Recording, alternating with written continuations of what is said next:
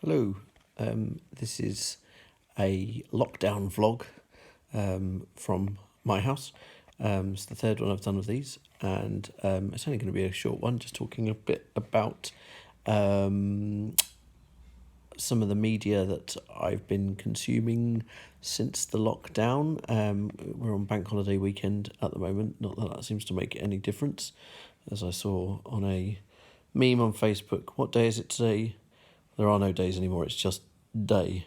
But it is Easter Saturday, so there we go. If you're watching this, that's what day it is. So a little bit more casual and laid back from the usual vlogs. Anyway, let's dive straight into it. Some of the things that I've been made aware of. Okay, so I was made aware of, I suppose this is a sort of technical context type thing to do with media, and it's to do with audio. In particular, the arrival of what's known as 8D audio. Now, I'd never heard of this. I haven't done any background research into it. I've just listened to a few tracks on YouTube, or a few, I suppose you'd call them tracks on YouTube, that describe themselves as 8D audio. From what I understand, this is just a way of setting up two microphones to give a sort of surround sound audio that is best heard with a decent pair of headphones on, closing your eyes, immersing yourself in the sound. First track, and I'll link to this below, is of a barbershop scenario, like a little skit. It's incredible. I can't go on about it too much because it will sound stupid, but for me it's a real game changer when it comes to audio. You totally feel immersed in it, and what it has to offer for cinema is just fantastic. Listen to a couple of other tracks. My brother sent me, not that he's a huge fan of classical music, but he sent me Vivaldi's Four Seasons. Myself, I like a bit of classical music, mostly film scores, but again, just blows your mind in the way that it sounds and recorded and so on. And then a film track by Hans Zimmer from his film Inception. So do listen to some. I think it's a real game changer for films, particularly for composers who write scores for movies like Hans Zimmer, whereby Christopher Nolan's type films always use sound and music as part of that immersive experience. This is better than 3D, it's better than anything IMAX, better than anything visual I've ever seen for immersiveness. For music, for film, yeah, fantastic. So look out for some 8D audio tracks. Some are better than others, but I'll link to those below. So I'm going to make a tenuous link here. So we talked about Hans Zimmer. I'm going to talk about Christopher Nolan. Christopher Nolan has obviously got a film coming out in the coming year, I think. 2020 is meant to be coming out this July. It will almost certainly be put back, called Tenet. A lot of you have heard me talk about my adoration of Christopher Nolan. I think Matt, the film studies teacher, is exactly the same. I want to talk about one of his most recent films, obviously, was Dunkirk, the Second World War drama, which used a lot of his regular casting. Tom Hardy, a voice part by Michael Caine that wasn't credited. But the most interesting bit of casting from that film back in 2017 was the casting of Harry Styles. And no, it's his first acting role for someone as prestigious as Nolan. To pick him, it obviously was more than just to win a new cinema audience of younger people with the name of Harry Styles, because people will go to see Nolan's films no matter what. Actually, Harry Styles put in an excellent performance. It's not a huge part, but it was certainly a really good performance. And I guess only knowing Styles as a pop star in a boy band, it changed my mind about him, and certainly a few other people's. Anyway, Styles obviously known for not only being a huge celebrity, but musician is where he's made his name.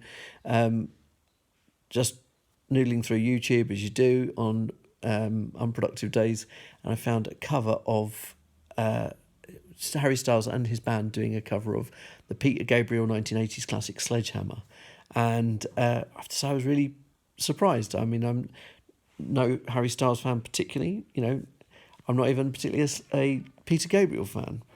But this cover is on the money, and it shows just how talented I think Harry Styles is. He nails the vocals. But yeah, so that's worth watching.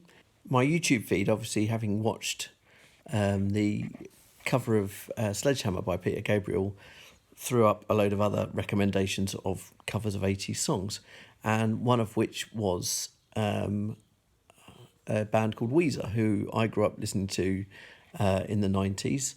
They're a sort of an American, I'm not sure if they're West Coast, but they're an American band. It's kind of an indie sound.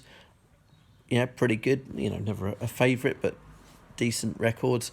Became best known for a track called Buddy Holly, which is all about the singer Buddy Holly, probably about other things as well.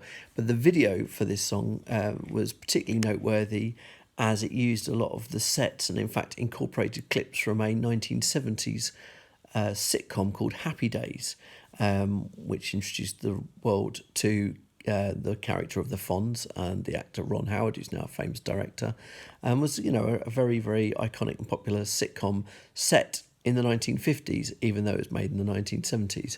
So kind of a Grease thing going on there.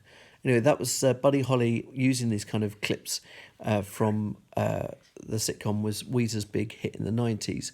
And recently, for some reason, Weezer have become more known for doing covers of 1980s songs, famously Africa by Toto, and I believe in return, Toto then covered a Weezer hit, their song Hash Pipe. But what I found earlier was that Weezer have covered the Aha track Take On Me. And of course, the Take On Me video was iconic for using this special effect where what looks like a sort of animated sketch turns into a real video. If you've never seen the original Take On Me by Aha video, brilliant. Okay, again, more iconic 80s stuff if you're into that.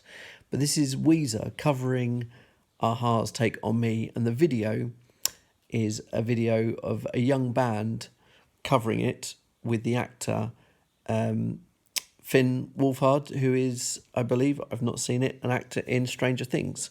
So it's much to my embarrassment, I've not seen any of Stranger Things yet. It's probably what the lockdown was for. But yeah, so you've got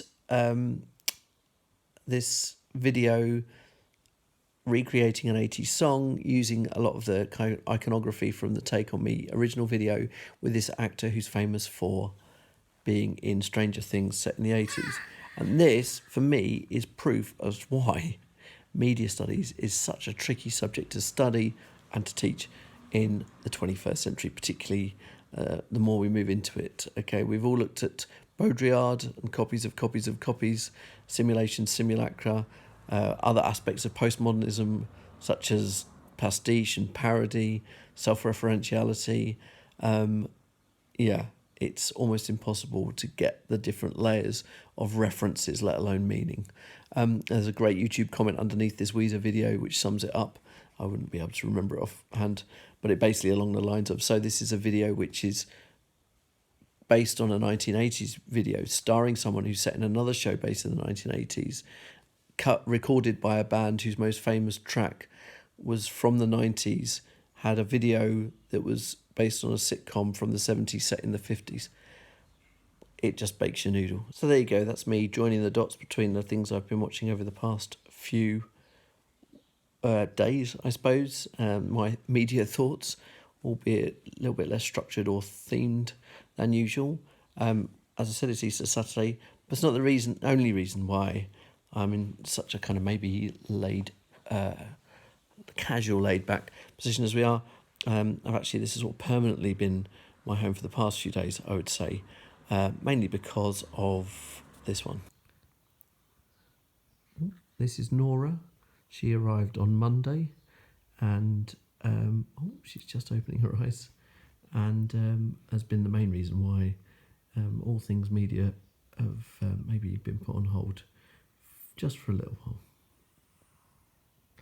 Hey, Nora.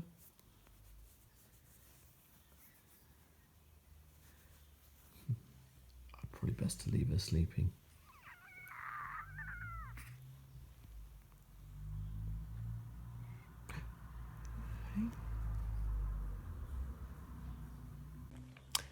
Yeah, so there we go. That's been my world for the past few days and the foreseeable future.